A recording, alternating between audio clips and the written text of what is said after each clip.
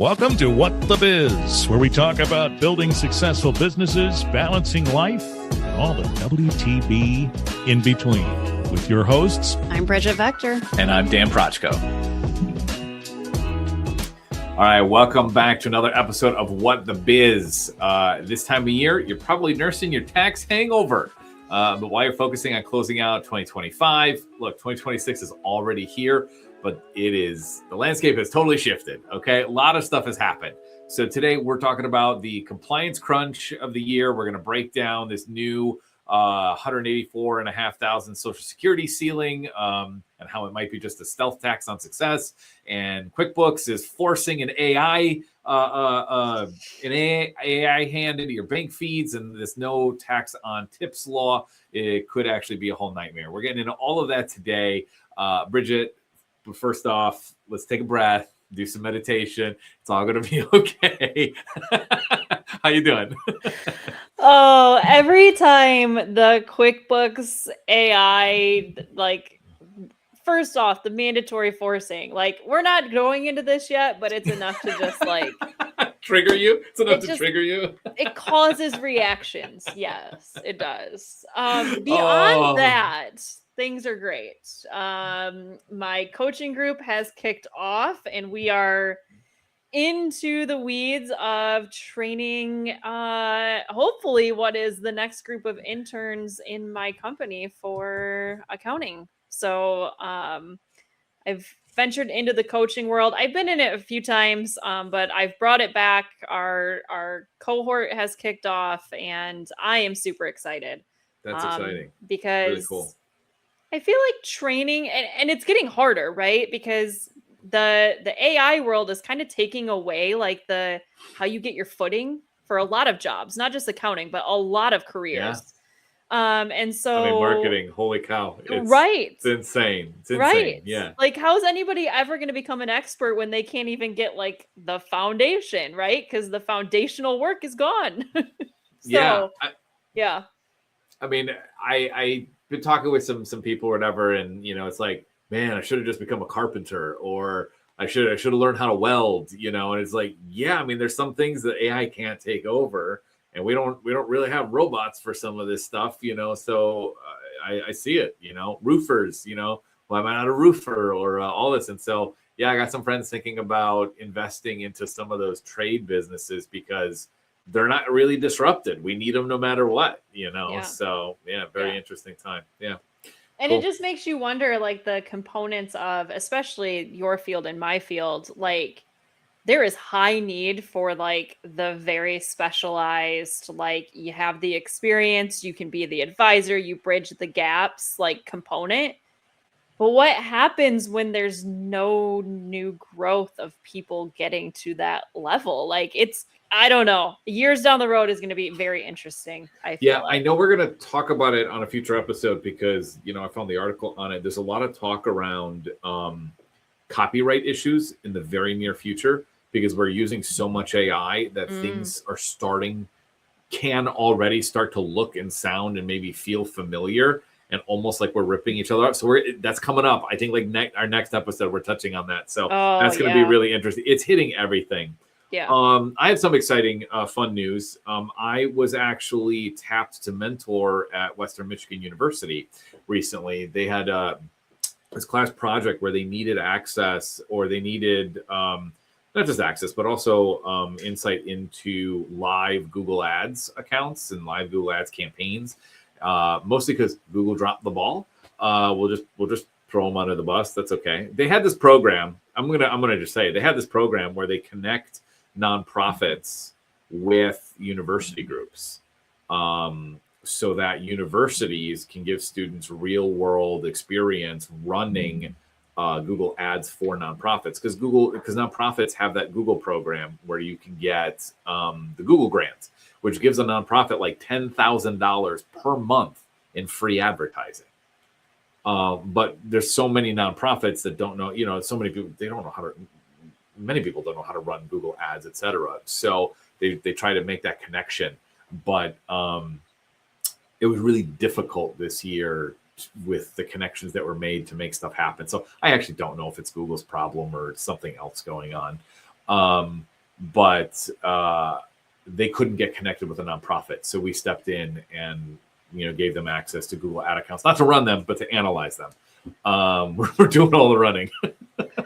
We got results, but yeah, no, got to sit down with them for a couple of hours, get them in. And so what they've been doing is they've been sending reports weekly to me and to us about, like, hey, here's what we're seeing, here's what we recommend, here's what we learned about some research we did, this is what we recommend you should do. It's really, really cool just to see how bright they are, how eager, how awesome. It's a really cool new generation of marketers coming out, and I'm excited for them. So it's really cool. Yeah, really cool.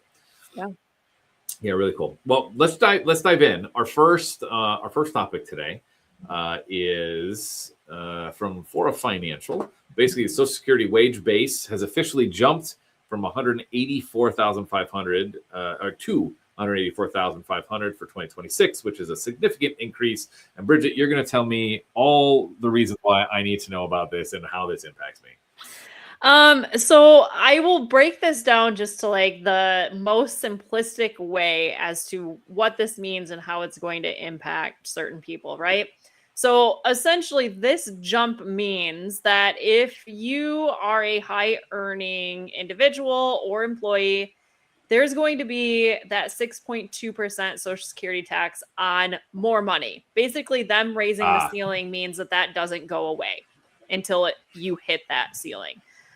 So there is an extra tax cost.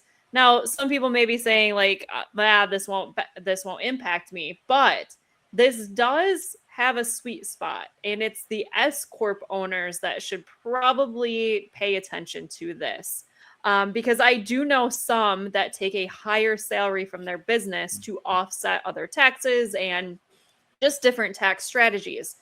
This could be an opportunity where you may want to evaluate the salary that you're taking if you are an S Corp owner, because you could be capping out, right? So it just depends on what you are taking from your business. And more so, I think this is just a great reminder to take a look at what your salary is under your business.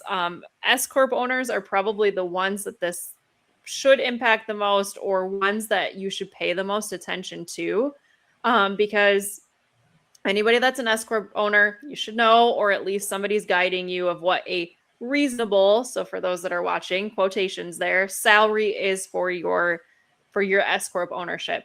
That can change year to year. So regardless of the Social Security tax raise, that is something that you should be looking at, because if you are taking too much in reasonable salary, you're missing out on the benefit of the distributions being taxed at a different level.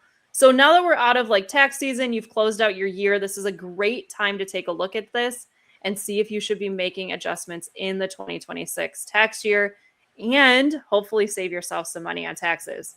If you are a high earner and you are taking a high amount of salary out of your company, you are going to want to look at this, because you could see an increase in your tax bill, and maybe it doesn't make sense to take a higher salary. Maybe you do want to take more distributions. So that's the biggest impact, and more just a great reminder of 'tis the season, right? Like you closed out your taxes. Yeah. Have some better tax strategy for next year, because we all know that we don't want to pay as much in taxes as we probably did this year. Yeah. Stories like this are always like, it's pretty cut and dry. I'll be honest, it's just numbers, etc. But what's really interesting is like, it's really a conversation around tax liability, and it's another way to save, and build wealth, I guess, is really the real clear question here. Is like, if we pay attention to our tax liability, or and those rates, et cetera, we can build a little faster because we'll have more profit, in that way. It's really interesting. I came across this during my pricing course, not this in particular, but the idea of like limits and levels, because we were looking at unemployment, because unemployment is a part of payroll, your unemployment insurance. And it's wild how different states have different levels to that. And it's, like the federal government one, cool, clear cut percentage to a certain level, great. And unless that changes or whatever, that's the idea here, is there's a certain ceiling and they're raising the ceiling here. But man, the different states and putting together like that database and pretty much being like, no, make sure you check on this because this could change year to year. Okay. Yeah. This is, and some states have some wild ranges. Like it's the percentage changes based on like, it's almost like there's a graduated percentage based on how much someone is making in terms of how much is owed on the unemployment level. And there's like introductory unemployment rates for like a first year employee versus, so insane. I bring all this up just to be like, yeah, these numbers can change. I think it's important to pay attention to this because this is a tax liability conversation here. It is. And like, I know a lot of business owners are like, I don't understand it. I don't understand taxes. I don't even want to talk numbers, right? Or they're on the other side where they're like, I would love to have somebody that guides me or talks me through this. And I think that's the value of having a great advisor partner. Yeah. And a lot of times that's not going to be your tax preparer. Like, I'll just be honest, that isn't always their specialty, right?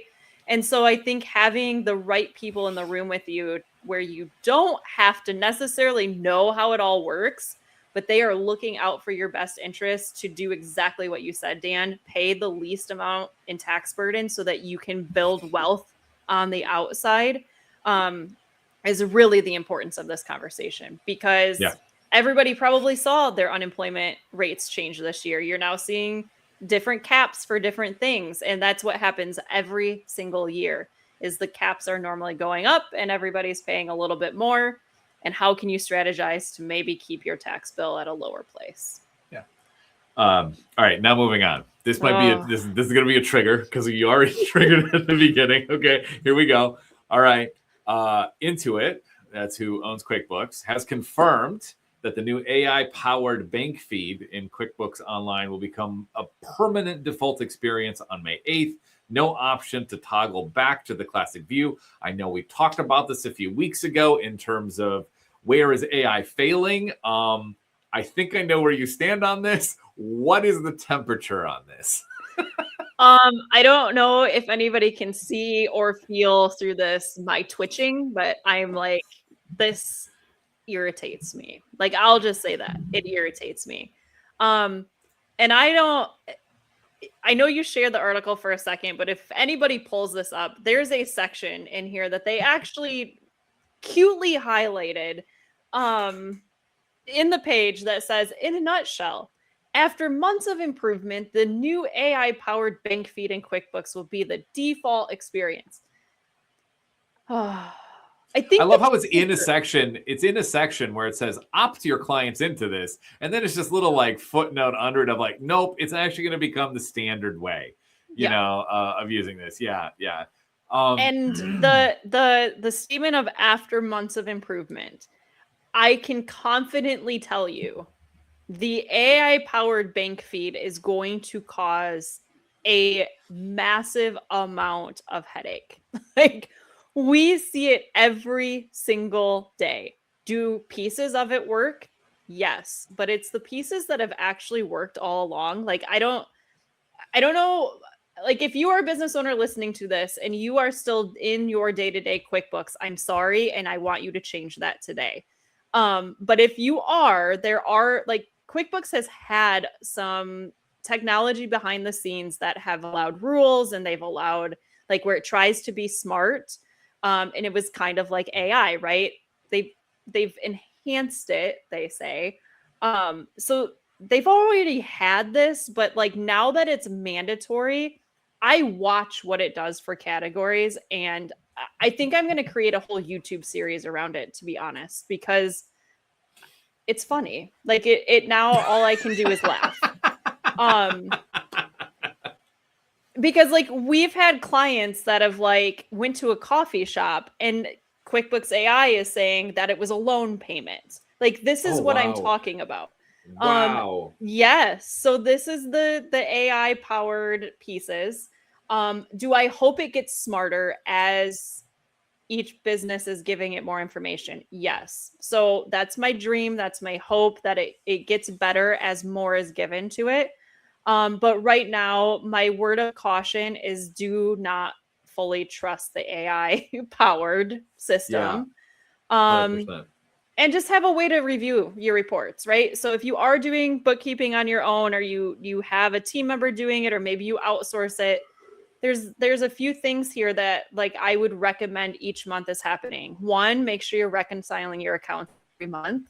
And then just have a process of reviewing the transactions that went in for the month. So if you aren't pulling a P&L detail, pull the P&L detail. It can take less than 10 minutes to just kind of peruse it and be like, does this really make sense that it's in that category? And do that for a few months. And just if it's doing well and the AI is figuring it out, great. And if it's not, then you know that you need to make some adjustments inside of QuickBooks so you don't end up with a coffee shop visit on a loan payment. Yeah, no, I definitely say, look, we're probably like, what, we're about 2 weeks. Like by the time this comes out, it's 2 weeks from when this goes live. So get 2 weeks to kind of figure out what the new interface, because the new interface is live, I guess, from what I understand from this. Which I think that was a whole other conversation we had, because that caused some issues when the new interface rolls out. It's always fun when they do that, you know. They probably didn't even give the option to revert back and forth just to see how things work. It was more like, here it is and done. That's always a lot of fun. So yeah, got about 2 weeks to figure that one out. You know, I remember when the automated or memory categorization started. Over a decade ago now or whatever. I mean, I remember in Wave Apps when we launched, I remember with you, but when they launched it and said, oh, we're starting to do this automated stuff, and it was wild. I mean, where I was having because it was trying to pick up context clues from like the description of things. And so you'd go to a place called like Energy Coffee, let's just say, and then it would put it as a utility payment, you know, and it's just like, well, no, I mean, you missed the part about coffee, you know, and, you know, I mean, that's the thing. I wonder, you talk about that whole coffee being a loan payment, maybe because there's a coffee shop next door to a bank. And so they parked by the bank and walked over. And so they thought, you know, like, oh no, they went to a bank. It was the name and now I wish I had it down, but there was something in the name that would have made you think it was possibly a bank. Gotcha. Yes, like possibly a lender. Yep. Loan and Trust Cafe, something like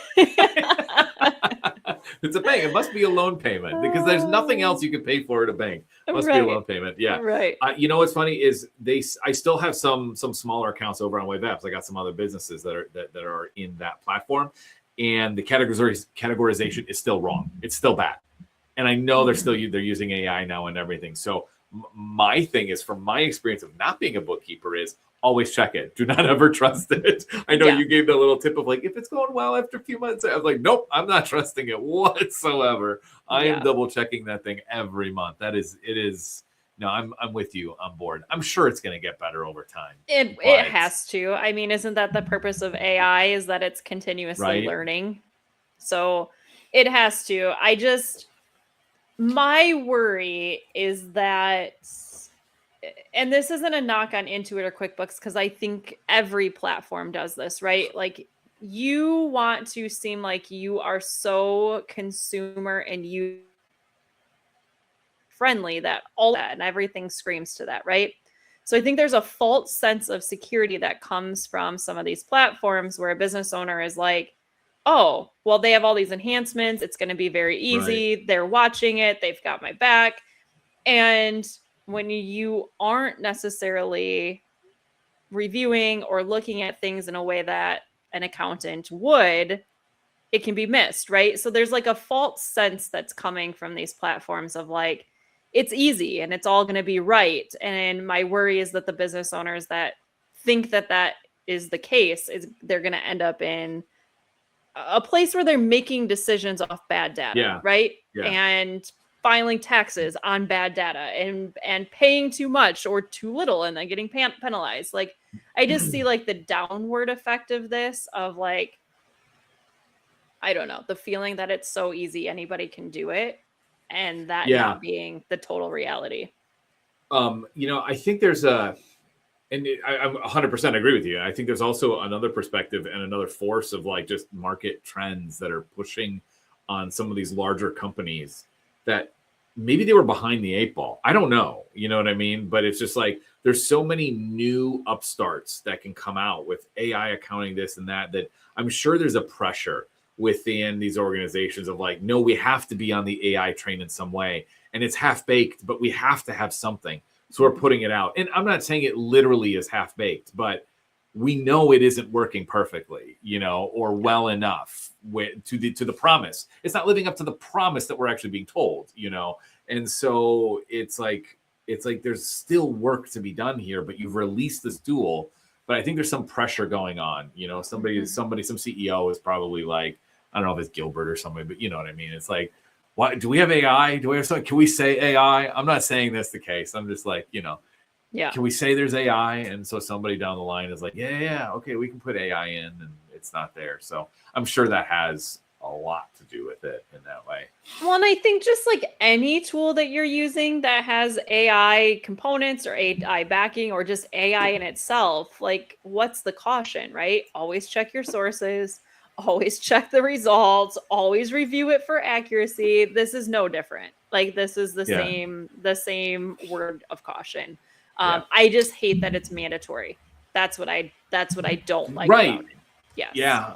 I'm all for advancements.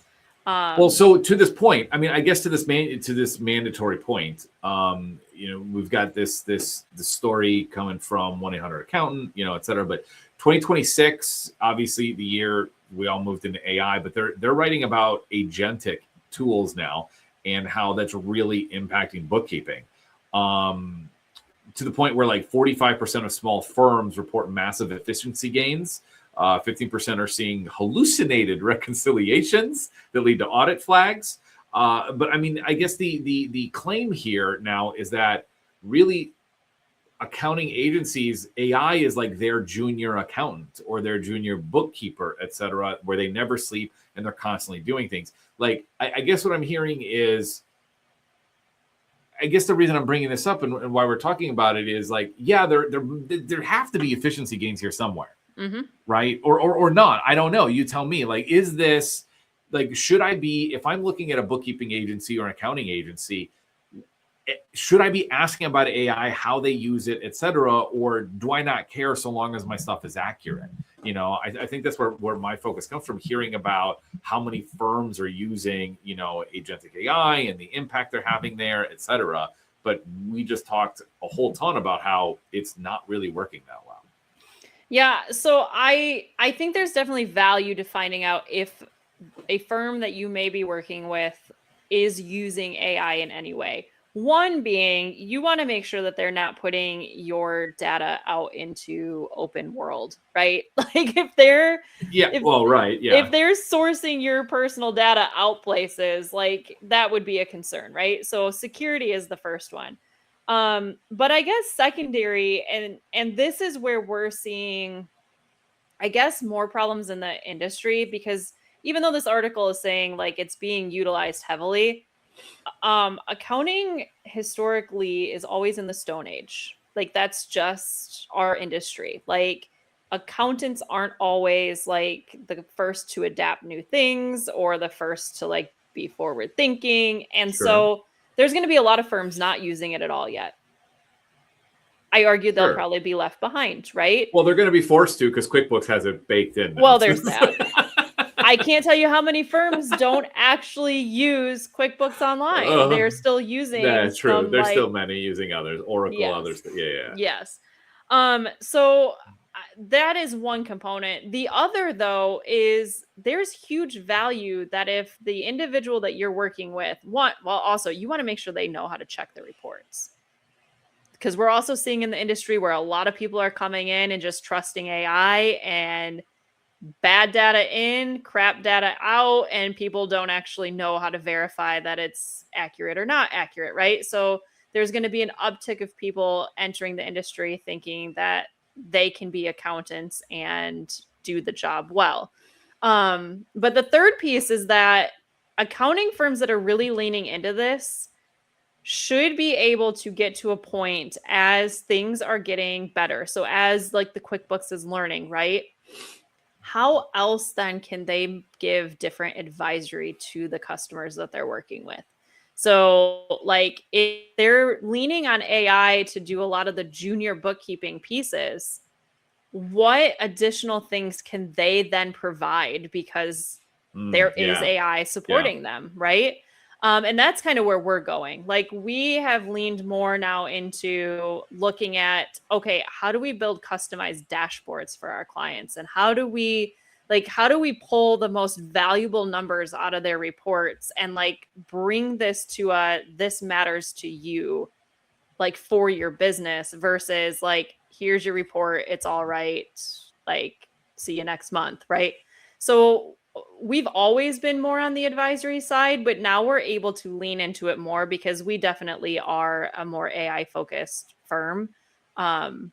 Even though I'm going to complain about the banking feed feature. Sure. But this is just the same story we've been telling for a while now, is like those agencies, firms, small businesses, et cetera, that are finding ways to be efficient by using AI in ways that work, have opened up their team to be more valuable to their customers and their client base. You're able to give more of that analysis and forward-looking thinking, whereas those Stone Age bookkeepers, accountants, et cetera, who don't, are really going to be stuck doing those Stone Age things and not being able to provide more. Really, that's the through line through all of it. Yeah. And I would love to say, like, in recent months that it's freed us up for a lot of awesome things, but I know this episode wasn't fully around this, but I'm going to say it now because we're talking about just accounting and taxes and whatnot. Yeah. There has been an uptick like crazy of IRS letters of them, like the IRS claiming that they didn't get payment for certain payroll taxes or just certain things that are like they did get payment and now the burden of proof is on the business owner. So if you want to talk about an outdated system, it's all snail mail letters and it's all snail mail letters back to the IRS. Like, there is no portal to like give your documentation and all of those pieces. So like, that's the other value of having a great team that you're working with, is because of all these random things that come up in your business. We have 4 right now that we're dealing with. Those business owners were able to hand it to us. And like, we're doing all the legwork to solve like the problems with the outdated IRS systems. That's awesome. That's great customer service. Yeah. That's a huge headache. We are taking for many people. Yeah. So if you're listening to this, like, just know, if you get a letter from the IRS, like soon, apparently there has been just a big uptick in this, like, they can't find reports, they're missing payments, like it's becoming kind of common. So wow, that makes me wonder if they're using some kind of AI internally, trying to do some reviews internally, and it's flagging like false negatives, false positives, and whatever. That's not right. Yeah. Right. Exactly. Yeah. Yeah. Cool. All right, moving on to our final topic for today. Under the OBBA, the One Big Beautiful Bill, 2026 is the first year where qualified tips and overtime compensation have a significant federal tax exemptions. It's up to $12,500 in overtime pay deductions for individuals. There's a lot of work going on right now to figure out how to report on all this. I mean, I think that's tell me what the industry feels about all of this going on. Have the platforms caught up to the new regulation? Some have not. We're calling this like a compliance cliff, mostly because I don't think a lot of employers have the information as to what this actually means for them, right? So like, this is more of an employer burden versus an employee burden. Yeah. And so the biggest thing right now is check your payroll software. There has to be separation. That's what I was going to ask. What's the burden here actually on this? So there has to be separation, and this is both for overtime and the tip side, right? So it's a nightmare, first off, but there's a lot of payroll softwares that are not updated to track like these two things separately. And so you could end up with a huge disaster come next January.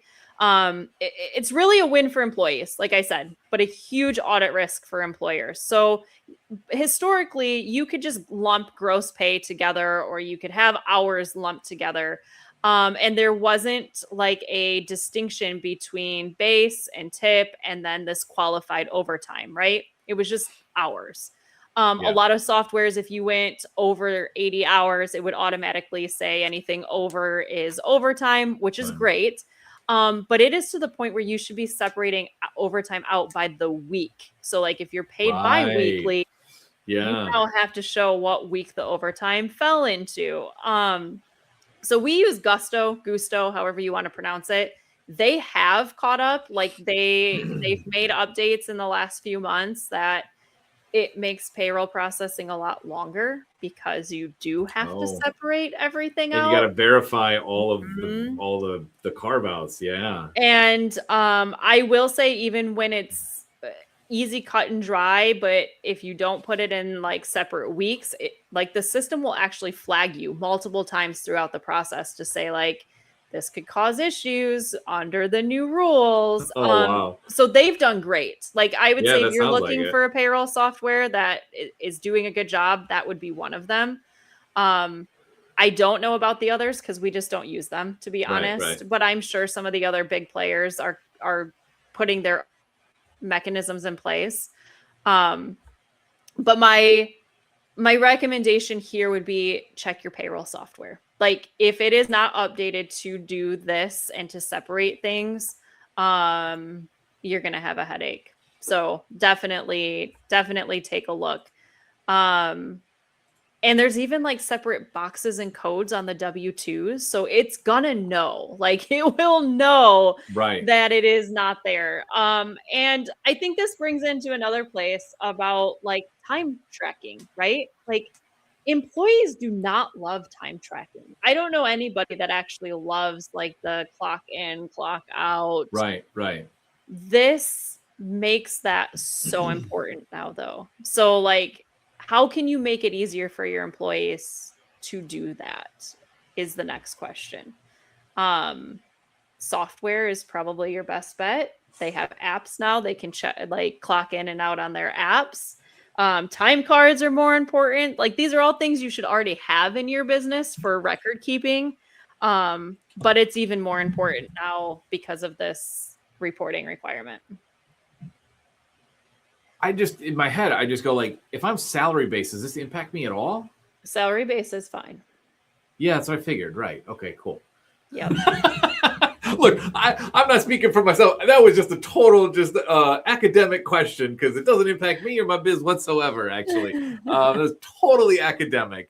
Okay. But anyway, cool. Yeah. No, I think it's a great place to end right there. It's check your software, make sure you got the reporting in because those new compliance requirements are in place. That brings us to I will say real quick though, the Gusto software does have the time tracking inside of it. So like if you're utilizing the platform as a whole, it will automatically be doing all of this. So check your payroll. Like if it has those features, you're probably going to want to be turning them on at this point. Yeah. If you have hourly employees, most definitely. Yeah. Real cool.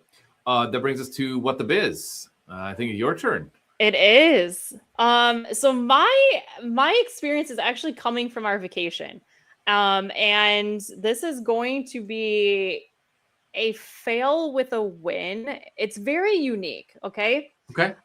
So my brother-in-law and sister-in-law, so my husband's brother and his wife went with us. They came down to Hilton Head with us where we went on a wonderful vacation. And they had never golfed before.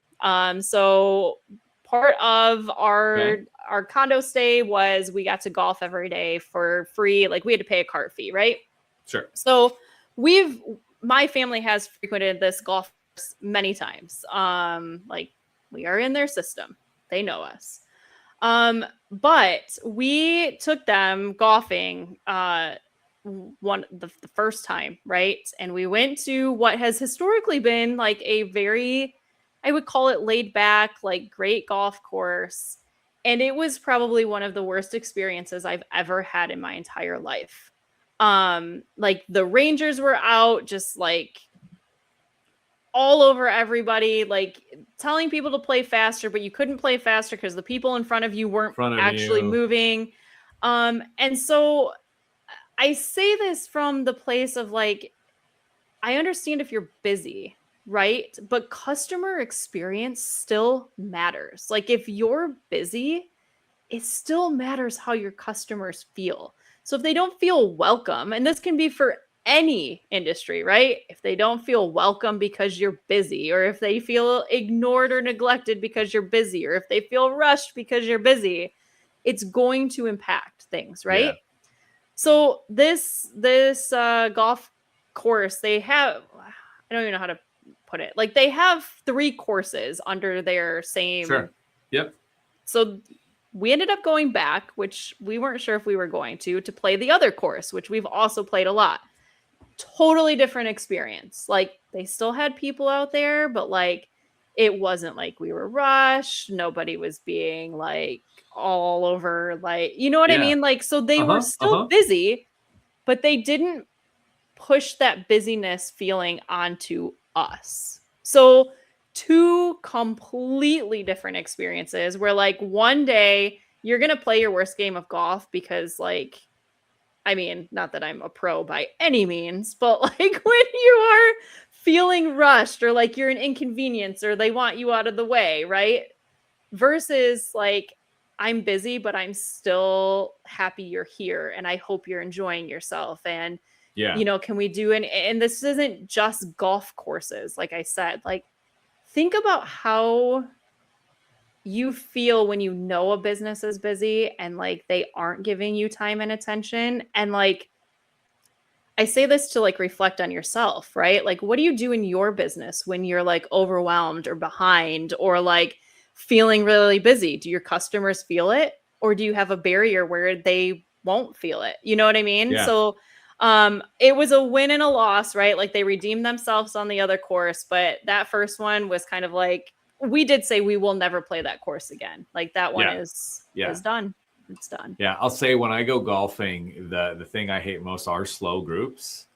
And there's always that one group and it throws everything off. And then, the Rangers come out and our group have been told before, hey, you guys are a little slow. You got to pick it up. It's like, all right, cool. But they're not like honest, like crazy, you know, it's like, oh, and we pick it up and we're good. And then we're going, you know, et cetera. And we're moving faster, you know, because sometimes you get into it, you know, like you said, you want to play the game. You want to enjoy you're outdoors. You want to have some fun, you know, so you're not thinking about the time. You're out there just doing it, you know. So, yeah, no, that's a rough experience. But no, gotcha. Glad you had a better experience the next day. So. Cool. That's a wrap on another episode. We know you're busy. To this whole point of what we just said, we know you're busy. So thanks for hanging out with us today. We both value that you're here. And if you found some value in today's conversation or picked up an insight, do us a favor, leave us a review on Apple Podcasts, Spotify, or leave us a comment on the YouTube video down below. Okay, if you're watching, hit that subscribe button. Best way to let other business owners find our show and you know the value that you're finding here. If you've got a hurdle or a topic you want us to cover or explore, head over to whatthebiz.com. You can drop us a line there. We've got a form for you or leave us a voicemail. We'd love to hear from you and your ideas. We might just make it